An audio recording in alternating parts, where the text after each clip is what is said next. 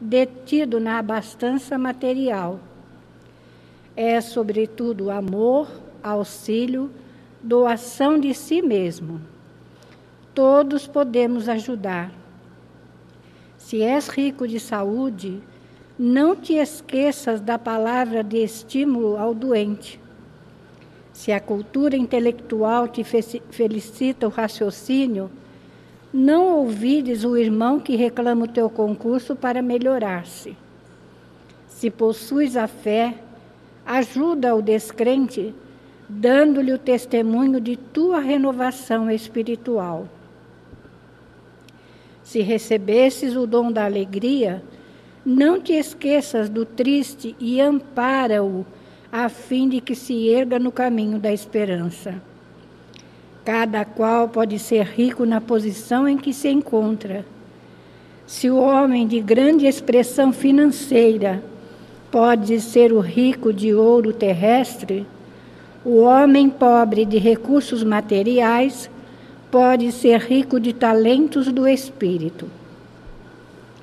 O doente pode ser rico de paciência e coragem, tanto quanto a pessoa de excelente saúde pode ser rica de bondade e cooperação. O homem maduro pode ser rico de tolerância e carinho. O moço pode ser rico de disciplina e boa vontade. A penúria só existe onde a preguiça e a ignorância dominam. Procura a tua fortuna e espalha-lhe as bênçãos. A vida te compensará infinitamente cada gesto de amor que fixares na alma dos semelhantes, auxiliando-os de algum modo.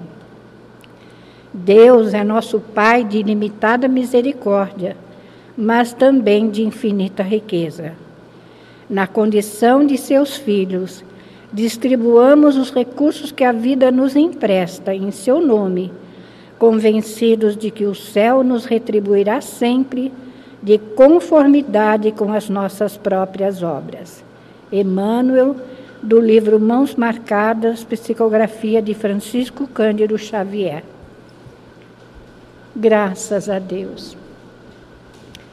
E eis-nos aqui, Senhor, nos apresentando, ouvindo o teu chamado, para que possamos, em teu nome, Senhor, levar palavras de consolo, de esperança, de coragem e de ânimo a todos aqueles que aqui estão.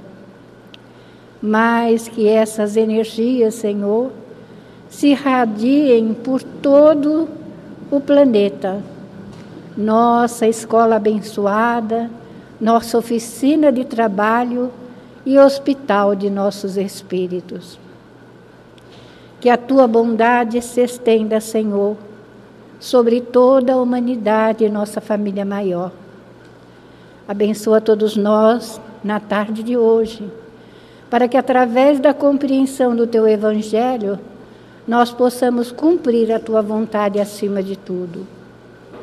Envolve a nossa Sandra nas vibrações de paz, de equilíbrio, dando-lhe a intuição e a inspiração para que ela possa desenvolver o estudo do teu Evangelho com amor e simplicidade. E assim, Senhor, que seja em teu nome, em nome de Maria, em nome de toda a direção espiritual da Casa do Caminho, e acima de tudo e sempre, em nome de Deus, nosso Pai, que encerrando esta prece, possamos dar início à nossa reunião na tarde de hoje. Que assim seja, graças a Deus.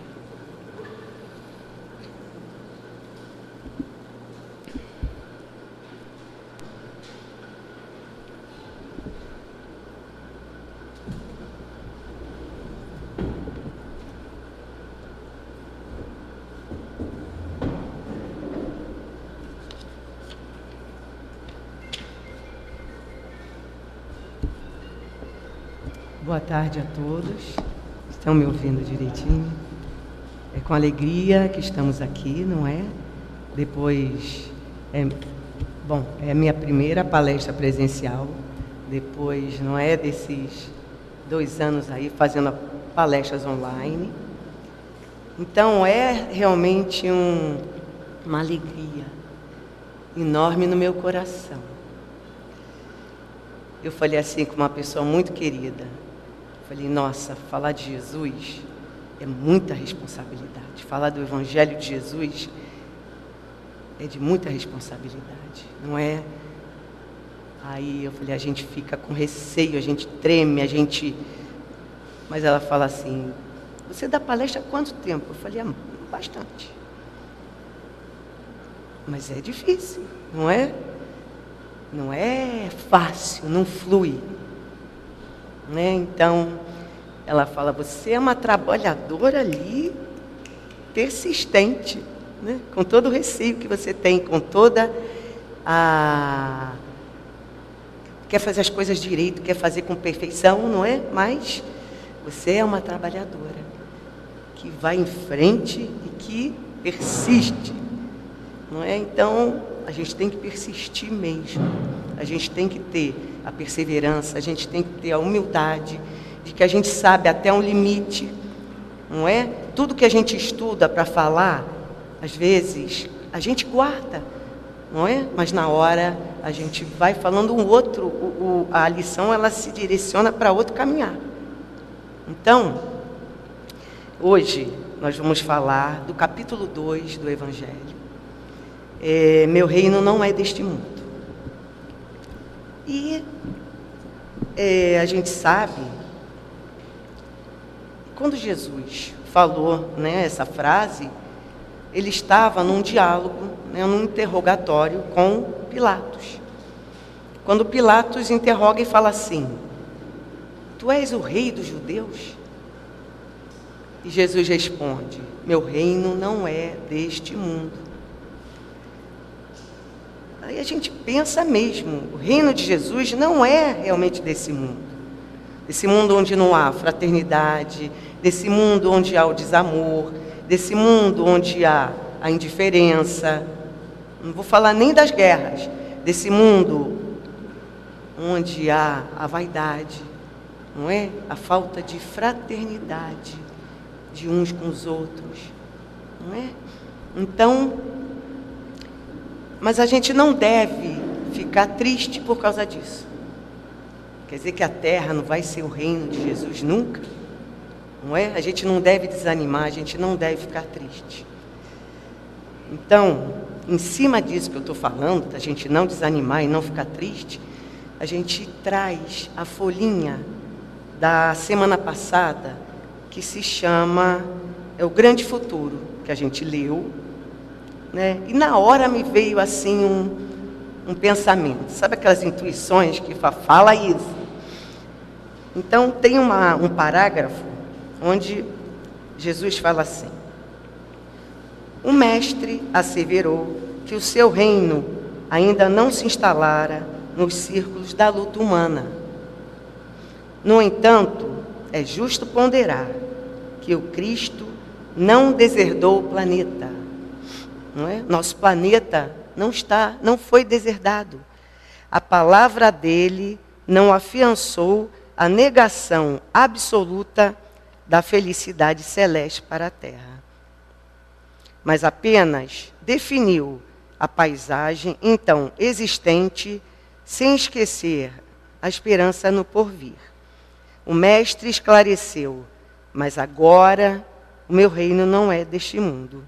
Então, Jesus não negou, não é? Que o nosso planeta não seria um reino da qual ele vem falando, esse reino tão de felicidade, de alegria, de conquistas, não é?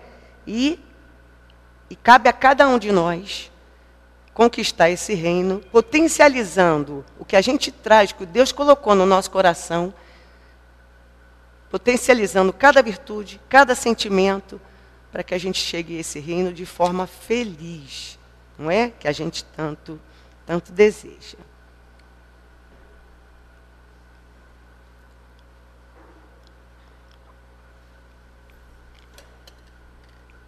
Então vamos lá. Vamos ler. Quem tem o Evangelho, a Neide sempre traz o Evangelho, né? E, o item 1 desse capítulo. A gente vai ver a vida futura, a realeza de Jesus e o ponto de vista. No item 1, é o diálogo de Pilatos com Jesus. Então, Pilatos, tornando a entrar no palácio e fazendo vir Jesus à sua presença, perguntou-lhe: Tu és o rei dos judeus? Respondeu-lhe Jesus: Meu reino não é deste mundo. Se o meu reino fosse deste mundo, minha gente teria combatido para impedir que eu caísse nas mãos dos judeus. Mas o meu reino não é aqui. Pilatos então pergunta: Tu és rei? E Jesus responde: Tu dizes, sou rei. Nasci e vim a este mundo para dar testemunho da verdade. Todo aquele que pertence à verdade ouve a minha voz. Está no Evangelho de João, no capítulo 18. Muito bem. Nós vamos, né, Jesus é interrogado por Pilatos, não é? Se ele era o rei, ele responde que não, meu reino não é deste mundo. E a gente vai trazer um pouquinho do cenário político, do contexto histórico, onde, antes, né, desse acontecimento.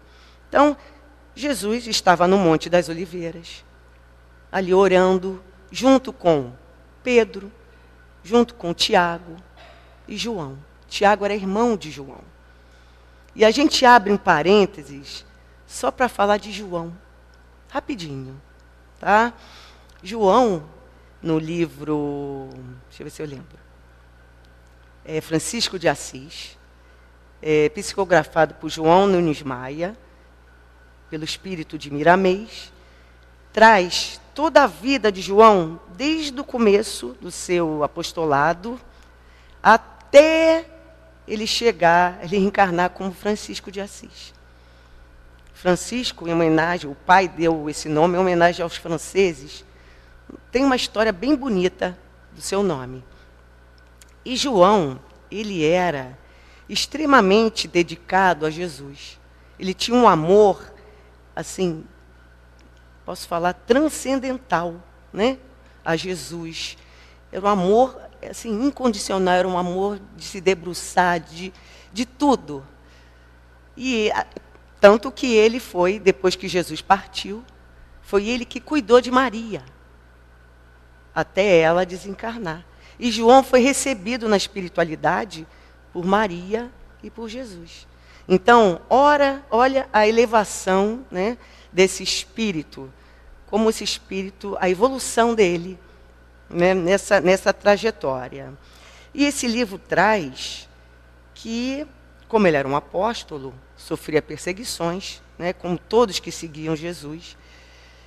E ele, então, foi colocado numa ilha, exilado na ilha de Patmos.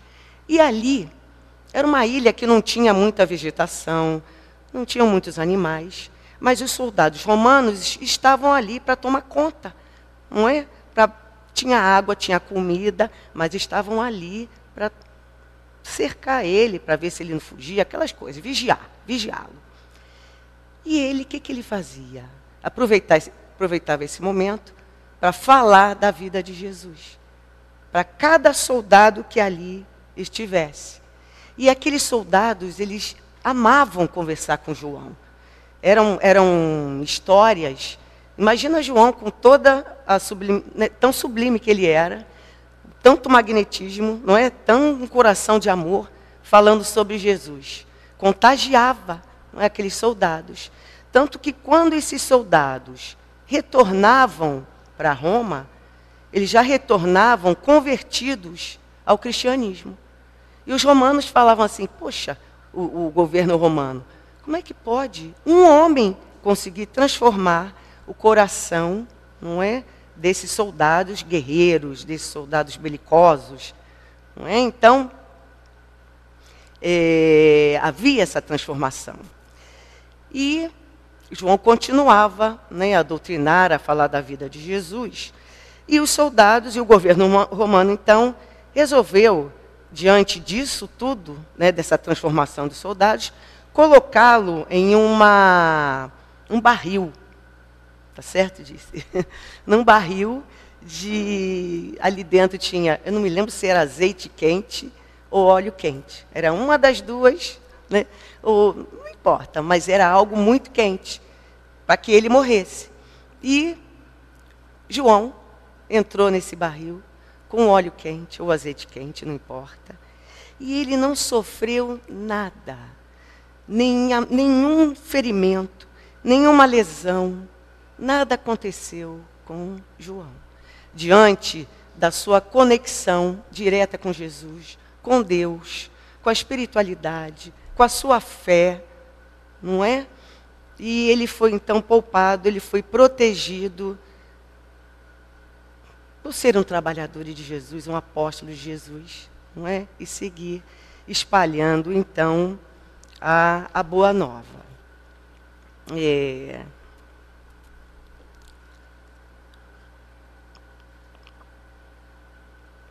Muito bem. Aos poucos eu vou me acalmando.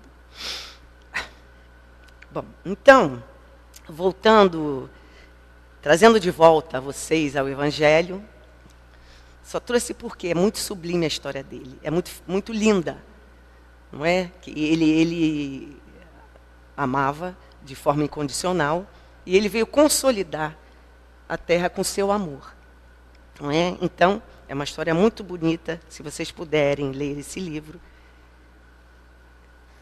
É de grande, assim, conhecimento que a gente guarda, né? E a gente multiplica.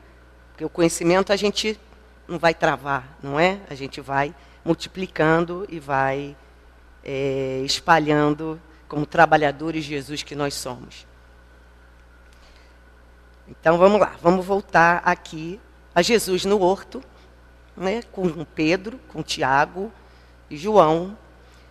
Depois de ele orar ali ao mesmo tempo, um deles, eles dormiram ali, não vou entrar nesse detalhe. E os soldados romanos, junto com os sacerdotes, chegaram e prenderam Jesus. Levaram para o Sinédrio. O Sinédrio era, na época, um tribunal judaico, que não tinha o poder de prender, não é prender, mas o poder de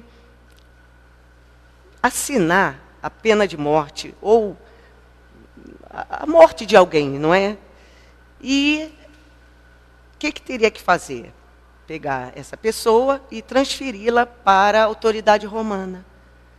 E foi isso que fizeram.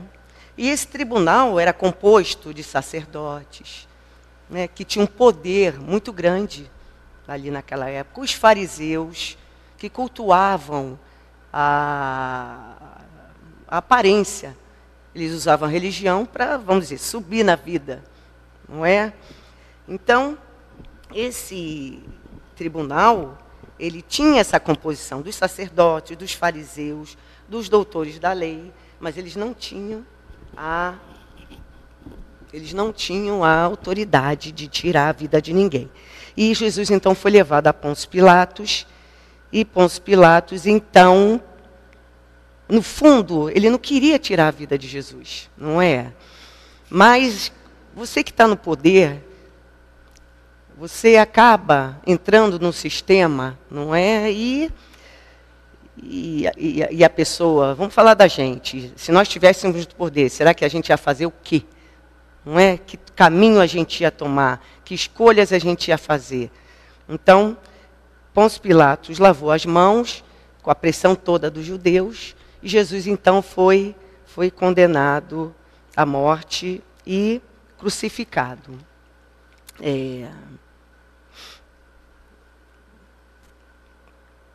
Nessa última frase, né, quando Jesus fala assim: nasci e vim a este mundo para dar testemunho da verdade.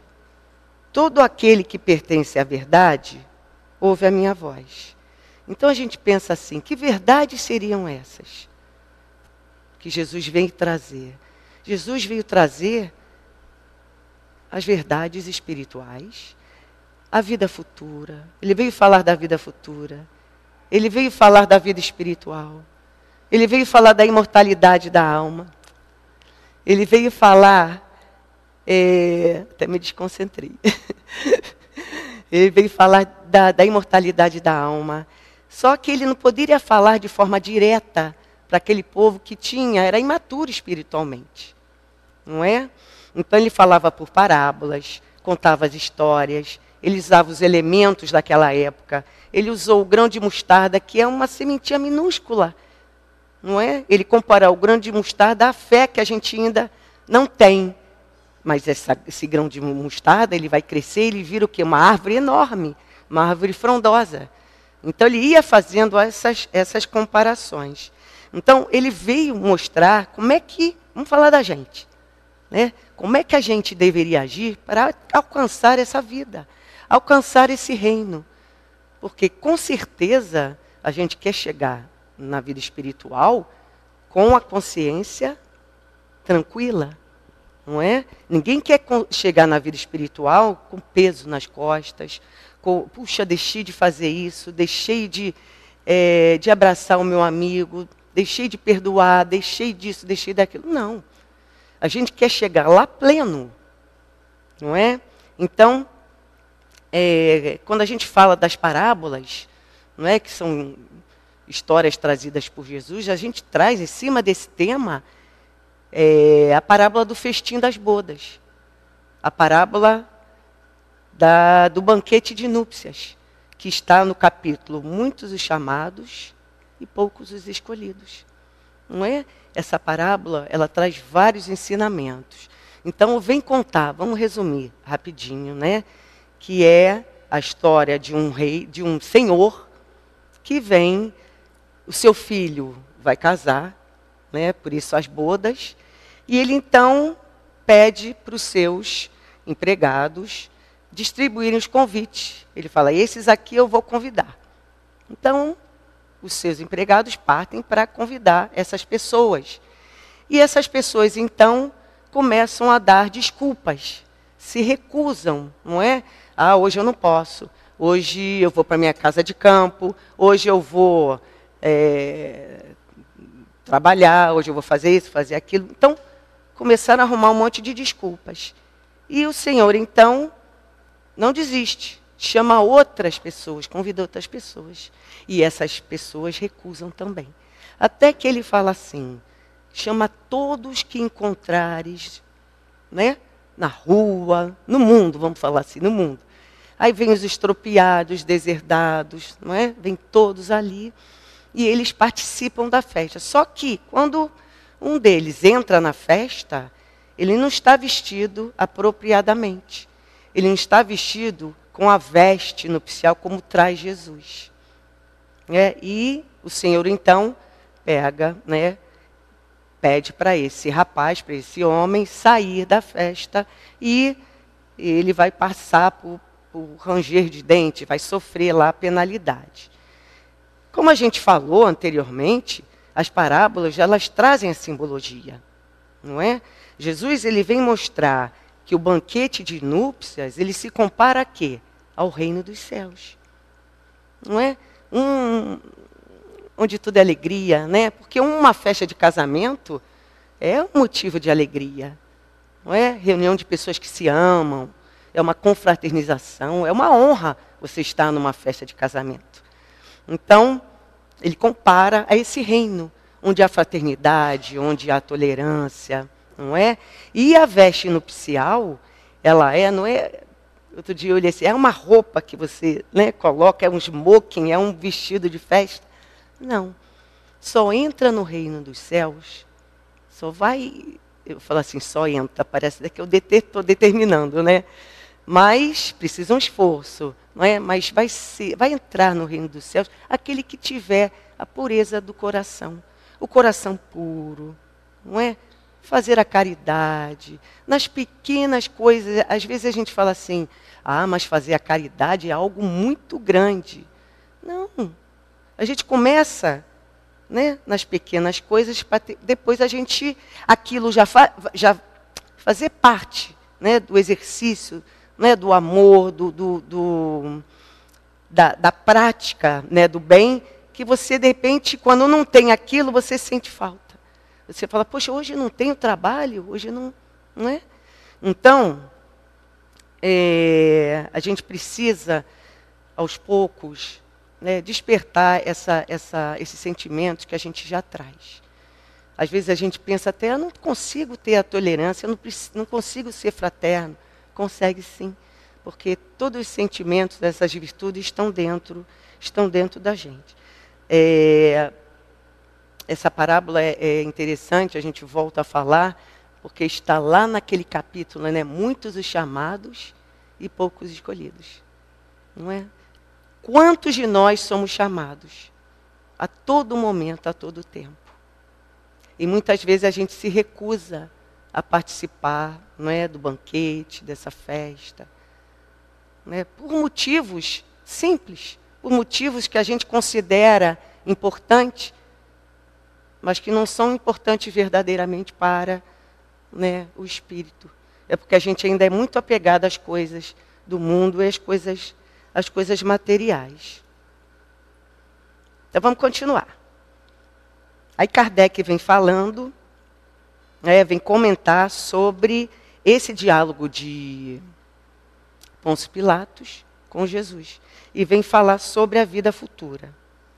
Por essas palavras, Jesus claramente se refere à vida futura, que ele apresenta em todas as circunstâncias, como a meta que tende a humanidade e como devendo ser objeto das principais preocupações do homem sobre a terra. Todos os seus ensinamentos se referem a esse grande princípio. Realmente, sem a vida futura, a maioria desses preceitos de moral não teriam nenhuma razão de ser. Eis porque aqueles que não creem na vida futura, imaginando que Jesus só falava da vida presente, não compreendem esses preceitos ou os acham ingênuos. Então, a gente observa, se você pegar o Evangelho, né, estudar com seriedade, com determinação, a gente vai ver que todos os ensinamentos de Jesus, eles se baseiam na vida futura. Todos eles. Por quê? Por que Jesus tinha essa preocupação tão grande? Porque do jeito que a gente levar a nossa vida hoje, não é? Vai, eu falo assim, respingar, projetar lá na vida espiritual. Então, a maneira como eu ajo, a maneira como eu penso, as escolhas que eu faço, não é? As atitudes que eu apresento, boas ou ruins, elas vão refletir lá na vida futura. Eu penso assim, que lá na frente a gente pode ter conquistas, não é? Ou a gente pode ter os débitos. Mas Deus é Pai, a gente vai ter oportunidade de voltar e fazer de novo e melhorar. Não é? A gente sabe que quando a gente, né, tem espíritos que chegam na espiritualidade e esses espíritos, eles vêm trazendo informações de felicidade mesmo. Né? Da maneira como eles chegam, o que eles encontraram, né, no plano espiritual, nessa vida eterna. Né? Aí a gente traz para ilustrar a nossa conversa de hoje, Samson. Né? Samson, ele... Não vou contar a história dele toda não, tá? Mas é muito interessante. Samson, ele fez parte da Sociedade Espírita de Paris. E ele era um homem muito esclarecido, muito inteligente e convicto das verdades espirituais. Ele não tinha dúvidas da imortalidade da alma, da vida futura, não é? E ele então pede, antes de desencarnar, que ele seja evocado por essa sociedade, se Deus permitisse. E ele então desencarna. ele desencarna, ele tinha muitas dores, não sei se tinha alguma coisa, mas desencarna, e 1 hora depois do seu enterro, ele foi evocado e já estava trazendo informações de onde ele estava, da vida espiritual. Então, eu trouxe aqui só um pedacinho pequeno.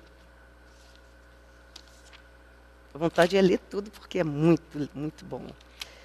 Então, ele fala assim: a minha situação é bem ditosa. Acho-me regenerado, renovado, como se diz entre vós, nada mais sentindo das antigas dores.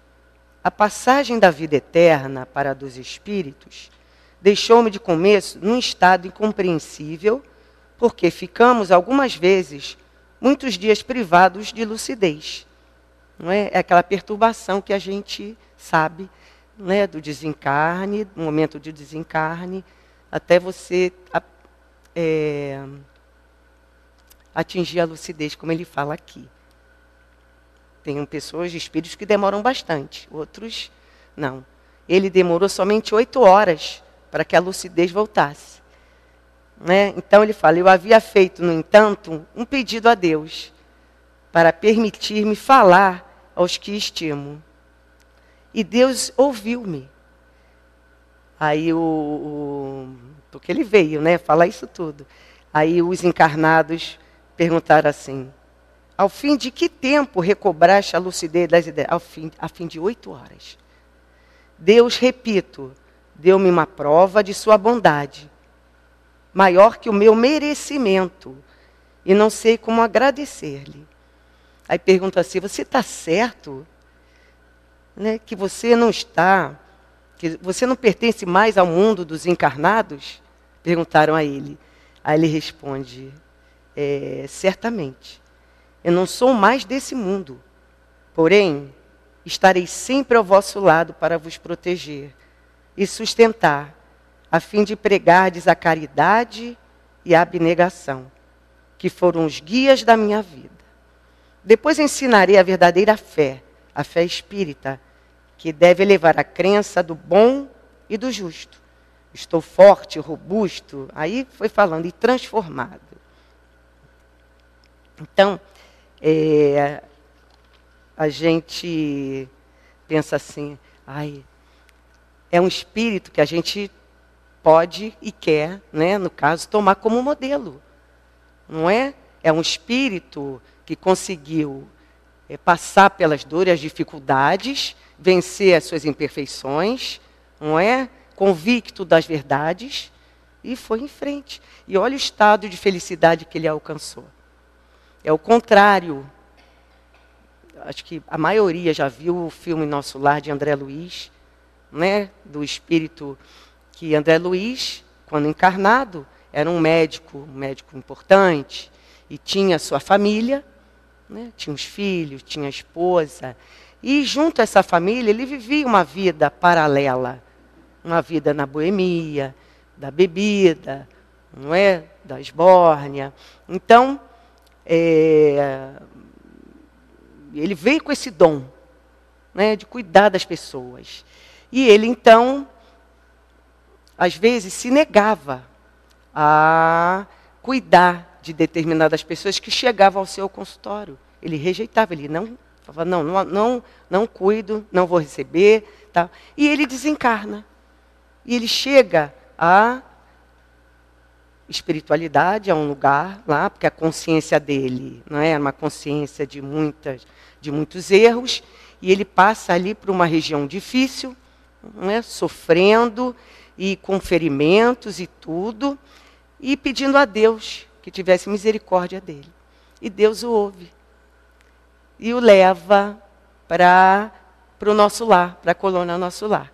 Quando chega a essa colônia, você vê como é que é o espírito, né? A gente chega lá do jeito que a gente partiu daqui, não é?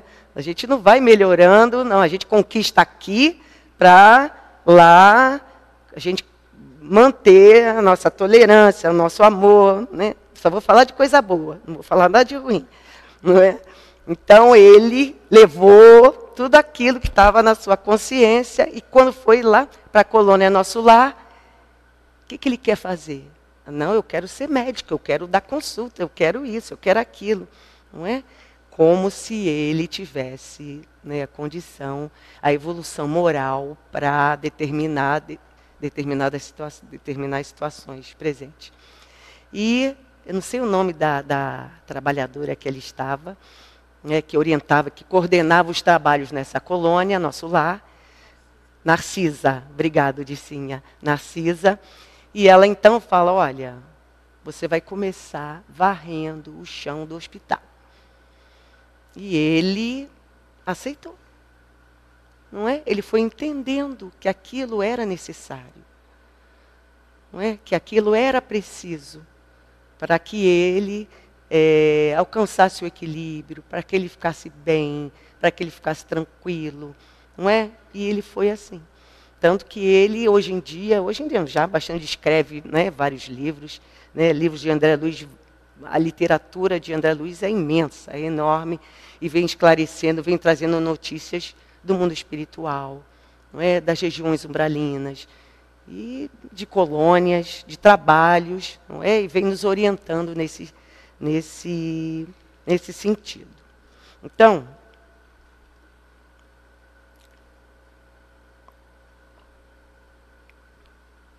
a gente precisa, né, valorizar os momentos que a gente passa aqui, mas sendo bons e sendo ruins também. Porque todas as lutas e dificuldades que a gente tem, a gente não enxerga, mas são benéficas. A dor que a gente passa, ela faz a gente ficar forte, ter equilíbrio, não é? Seguir em frente. A gente não fala assim, mas somos heróis, somos super-heróis que a gente vai. Não, eu vou em frente, a pessoa está doente, a pessoa perdeu o emprego, a pessoa está com problema financeiro. Vamos seguir em frente, é confiar e obrar, e trabalhar, não é? Trabalhar, arregaçar as mangas, e vamos lá, vamos em frente. E os trabalhos estão aí, a todo momento. Os trabalhos de Jesus, Ele está chamando, ó. Não é? Basta a gente ter ouvidos de ouvir e olhos de ver. E uma coisa que me veio assim, no momento que eu estava resumindo a palestra, nós aqui escolhemos estarmos aqui nessa sexta-feira, não é? Estudando o Evangelho de Jesus. A gente escolheu. Ah, mas eu vim por interesse. Não importa. A gente veio.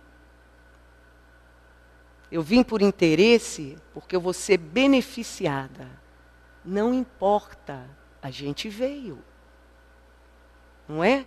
Então, a gente tem que valorizar, não é? Esse momento, vibrar em amor pela nossa casa, não é? Pelos trabalhos que daqui a pouco vão retornar, vão acontecer, não é? E ficar felizes de podermos colaborar com a sexta-feira, com o estudo, com a palestra de sexta-feira, não é? Porque essas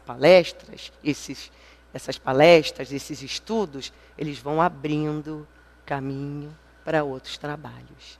Então valorizemos, vibremos com todo o nosso amor e com o nosso respeito e com a nossa... Eu falo que não tem nem palavra para explicar, não é? Porque a gente recebe tanto. Qual é o adjetivo que a gente tem para falar, né, de agradecer, de gratidão, de quanto a gente recebe de benefício? Coloquemos isso no nosso coração, né, e na nossa mente. E quando a gente fala de escolhas, a gente volta, porque a vida é feita de escolhas, não é? A todo momento, o dia a dia, a gente está escolhendo. Então, a gente lembra muito da lição do jovem rico, né? Que era um jovem rico, e ele encontrou Jesus. E ele então chega para Jesus e fala assim: mestre, o que eu faço para alcançar a vida eterna? Aí Jesus olha para ele e fala assim: cumpre os mandamentos. Aí o jovem fala assim: mas isso eu já faço. Eu não roubo, eu não mato, papapá, papapá, tá? Aí Jesus fala assim: então vende tudo o que tu tens e doe aos necessitados, doe aos pobres. Aí você vai ter um tesouro no céu. E segue-me. Aí o jovem, o que vocês acham que ele fez? Deu meia volta, não é? Deu as costas e foi embora. Aí a gente, mas é difícil. Como é que ele ia vender tudo, não é? E seguir Jesus. Imagina se Jesus fala isso conosco. A gente tendo uma condição financeira, né, tesouros de riqueza, poder, tal. O que a gente ia fazer? Não é? Então,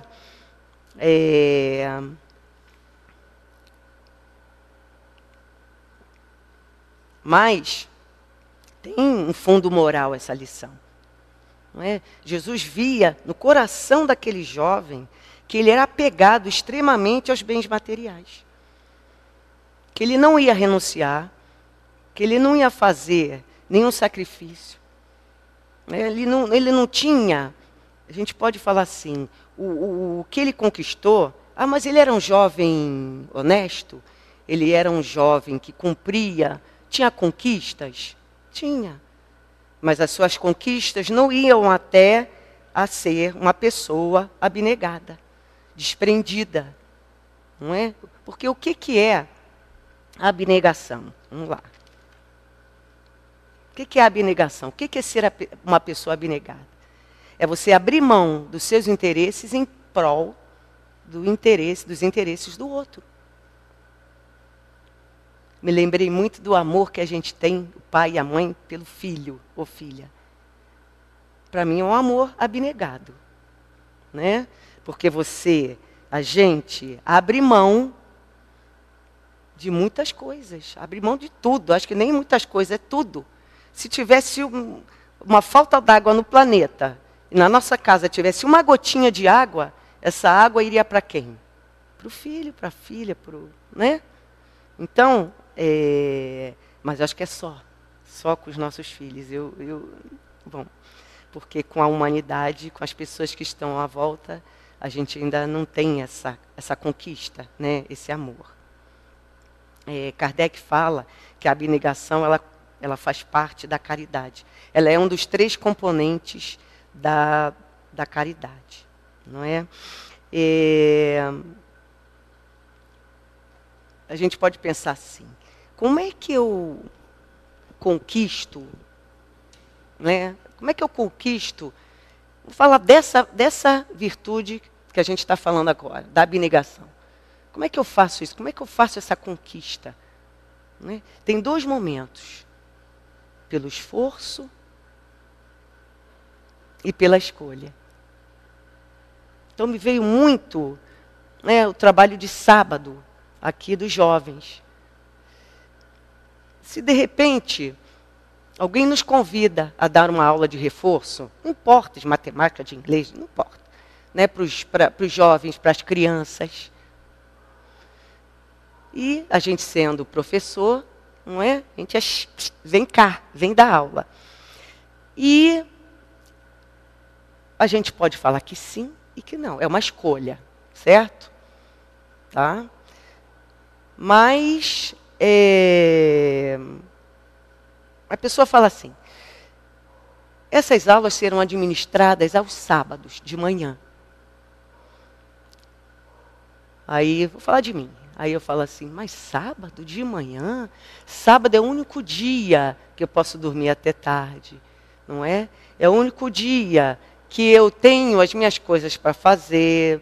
Vamos falar das coisas simples, né? Eu faço cabelo, não faço nada disso, tá, gente? Cabelo, unha, essas coisas todas. Aí eu dou um passo para trás. Mas, ao mesmo tempo, eu penso nos jovens, nas crianças, não é? O quanto seria importante para eles uma aula, eles não podem pagar. Então, eu estou abdicando de uma coisa que para mim, né, do meu prazer, da minha, vamos dizer, alegria mesmo, em benefício dos nossos queridos jovens, das nossas crianças.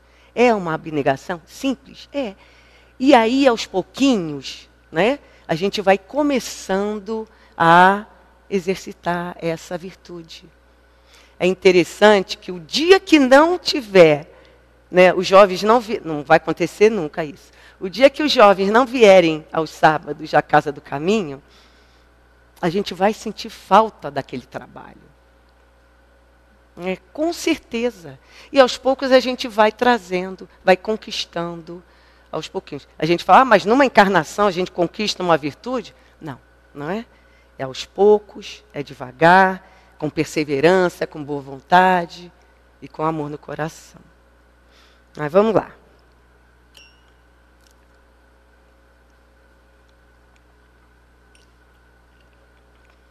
Vamos lá. Nós vamos ler agora a realeza de Jesus, tá? Onde fala assim, Kardec fala para a gente. O reino de Jesus não é deste mundo. É o que todos compreendem. Mas sobre a terra, ele não será também um reino? O título de rei nem sempre implica o exercício de um poder passageiro. Ele é dado por concordância unânime, aquele cujo gênio o coloca em primeiro lugar, numa ordem de ideias qualquer, que domina seu século e influi no progresso da humanidade. É nesse sentido que se diz o rei ou o príncipe dos filósofos, dos artistas, dos poetas, dos escritores, etc. Essa realeza, nascida do mérito pessoal, consagrada pela posteridade, não tem muitas vezes uma preponderância bem maior do que aquela que conduz a coroa? Ela é imorredoura, enquanto que a outra é o joguete das vicissitudes. Ela é sempre bendita pelas gerações futuras, enquanto que a outra, muitas vezes, é amaldiçoada. Então, o que Kardec está trazendo para a gente? A diferença da realeza terrestre da realeza de Jesus. Porque a realeza terrestre, vamos lembrar das rainhas, da rainha que a gente, a rainha Elizabeth. Quando ela desencarnar, ela não vai governar na espiritualidade, não é? Ela não vai levar o seu reino de riqueza, de poder, não. Ela vai levar a essência, o que ela conquistou de valores morais. Então, essa realeza, ela é interrompida quando há o desencarne. Não é? É diferente da realeza de Jesus. Jesus, quando partiu, ele continuou governando o nosso planeta, com seu amor. Não é? Ele é governador do nosso planeta. Então, a sua realeza é eterna, né? É infinita. E quando a gente fala da realeza terrestre, a gente traz, que é o último item desse capítulo, não é? O depoimento, a mensagem de uma rainha que ela foi rainha na França, é rainha de France, e ela vem alertar a cada um de nós sobre esse apego aos bens materiais. Então, ela fala que quando encarnada, ela agia de que forma? Com orgulho, maltratava seus serviçais, não é? Ela não tinha pena. Era uma complicação de coração mesmo, de sentimento. Então, quando ela chega na espiritualidade, ela vê que o reino dela é totalmente diferente. Ela não é o reino que ela viveu aqui. Não é? Ela percebe que a vida que ela levou foi uma vida o quê? Uma vida inútil, uma vida sem propósito, não é? Uma vida sem uma meta, sem uma definição. Por quê? Ela recebeu, né? Ela veio com essa prova da riqueza e ela não soube usufruir. Eu podia até ler um pedacinho, mas eu queria falar o contraponto dela, mas vai dar tempo. Só vamos lá, rapidinho. Então ela fala assim: os homens, em busca dos bens terrenos, como se pudessem guardá-los para sempre. Mas aqui não há mais ilusões, e eles logo se apercebem de que se apoderaram apenas de uma sombra, e negligenciaram os únicos bens sólidos e duráveis, os únicos que lhes seriam proveitosos na morada celeste, os únicos que poderiam dar entrada a essa morada, no reino dos céus. Então, ela vem nos alertar a esse apego que a gente ainda tem, que são obstáculos ao nosso avanço espiritual. Em contraponto, a gente traz a mensagem da Condessa de Paula, que está no livro Céu e Inferno, não é? O livro Céu e Inferno traz as mensagens de espíritos felizes, espíritos infelizes, medianos, sofredores, e vem assim, não é? O que eles encontraram lá no plano espiritual, na vida futura. Então ela vem falando que ela foi condessa, ela foi uma rainha, vivia num palácio, era uma jovem rica, e ela desencarnou com 36 anos, era muito jovem. E ela, quando chega lá, ela chega feliz, ela chega com um dever cumprido. Não é? É diferente da outra, né, que chegou na espiritualidade e encontrou os serviçais, né, os empregados dela, com uma condição espiritual mais elevada do que ela. Né? A Condessa de Paula não. Ela tratava todo mundo com amor, com bondade, e ela fala assim para a gente. Rapidinho. Não foi sem luta que alcancei a posição que oro, ocupo na vida espiritual, e ficai certo que a minha última existência, por mais meritória que porventura vos pareça, não era por si só e a tanto suficiente. Em várias existências, ou melhor, em várias encarnações, ela veio aprendendo a ser uma mulher o quê? Bondosa, uma mulher de compaixão, não é? Vamos falar, não tem um homem de bem, né, que a gente lê no Evangelho? Uma mulher de bem, com todas, né, com as virtudes. E ela fala assim, em várias existências passei por provas de trabalho e miséria, que voluntariamente havia escolhido para fortalecer e depurar o meu espírito. Porque a gente escolhe as provas, não é? Tanto a riqueza como a miséria são provas difíceis, não é? Aí ela vem falando. Dessas provas, tive a dita de triunfar, vindo a faltar, no entanto, uma, porventura de todas, a mais perigosa, a da fortuna e bem-estar materiais. Um bem-estar sem sombra de desgosto. Então, é um contraponto, não é? De como ela se preparou para a vida espiritual. Então, a gente tem que focar, né, em espíritos que vão lutando, porque é luta mesmo. Não é? Nós somos ainda pessoas, espíritos difíceis, não é? Sem egoístas ainda, não é? Invejosos, preocupados com o outro, com a vida do outro, e por aí vai. Então ela vem ensinar cada coração, e ela fala assim, né, como ela tinha um bom coração, com essa prova, que é uma prova difícil, ela foi ajudada pela espiritualidade, né, e por Deus. Tinha outras coisas para a gente falar, mas que a gente acalme o nosso coração, porque Deus, Jesus, confia na gente, confia que a gente é capaz, né, de vencer essas dificuldades que a gente traz, essas imperfeições, para a gente encontrar, né, mais daqui a pouco, um pouquinho lá na frente, esse reino, construir em nós esse reino de amor, de paz, de alegria, de felicidade. Graças a Deus.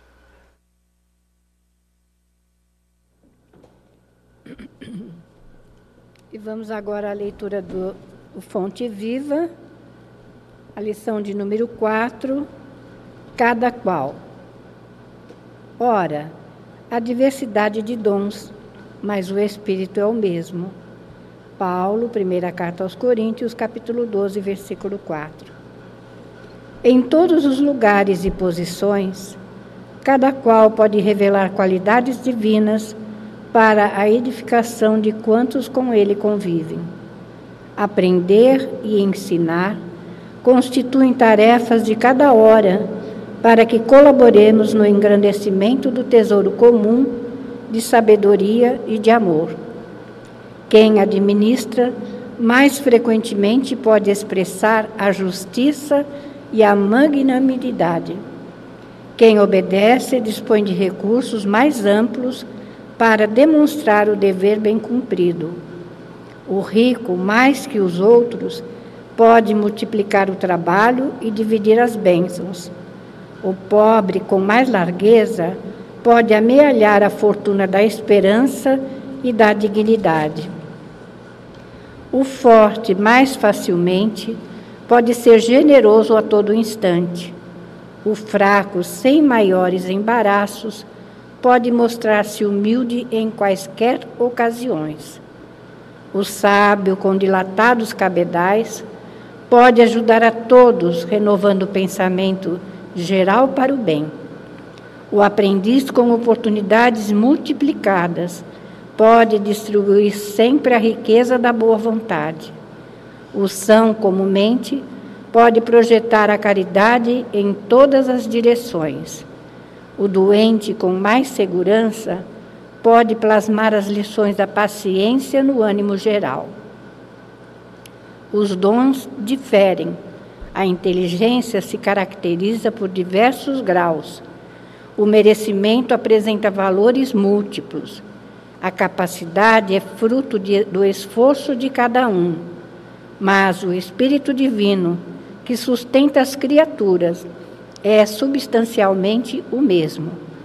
Todos somos suscetíveis de realizar muito na esfera de trabalho em que nos encontramos. Repara a posição em que te situas e atende aos imperativos do infinito bem. Coloca a vontade divina acima de teus desejos e a vontade divina te aproveitará. Graças a Deus. E agora nos coloquemos em posição de receber do plano as energias que necessitamos. Que os espíritos aqui presentes possam trazer para cada um as bênçãos, o amparo e a proteção. Que cada um possa também refletir sobre tudo o que foi dito do Evangelho e do Fonte Viva, para que desenvolva em si as virtudes que são necessárias. Acalenta cada coração que aqui está. Derrama sobre todos, Senhor, o teu amor e a tua paz, retirando sim de cada um tudo aquilo que não é necessário, todas as energias, todos os miasmas, os fluidos malsãos, sejam dissipados pela tua infinita misericórdia e amor. Derrama, Senhor, sobre cada um a tua luz, a tua paz, a saúde, a esperança, a fé e o bom ânimo. E sustenta, Senhor, a todos, hoje, agora e sempre. Mas te pedimos também, Senhor, derrama, sim, o equilíbrio e a harmonia no nosso planeta. A paz esteja presente com todos e que cada um possa, sim, ficar feliz diante das oportunidades que estão sendo oferecidas e aproveitá-las todas. E assim, Senhor, que a tua bondade seja com cada um, hoje, agora e sempre. Senhor Jesus, Mestre Divino, médico de nossos corpos e almas, traz, Senhor, a paz, o bom senso, a lucidez, o discernimento a todos os nossos governantes, para que eles possam, Senhor, realizar sim o melhor pelo nosso povo, que cada um que se comprometeu com essa posição possa, sim, fazer o melhor por todos os que estão ao seu entorno. Abençoai, Senhor, a todas as famílias do planeta. Abençoai a todos aqueles que não puderam estar conosco na tarde de hoje. E que a Tua luz seja o farol a nos guiar no caminho que nos leva ao Pai. E assim, Senhor, que seja em Teu nome, em nome de nossa Mãe Santíssima, em nome de todos os diretores espirituais da Casa do Caminho, mas, acima de tudo e sempre, em nome de Deus, nosso Pai, que, encerrando essa prece, possamos encerrar a nossa reunião na tarde de hoje. Que assim seja, graças a Deus.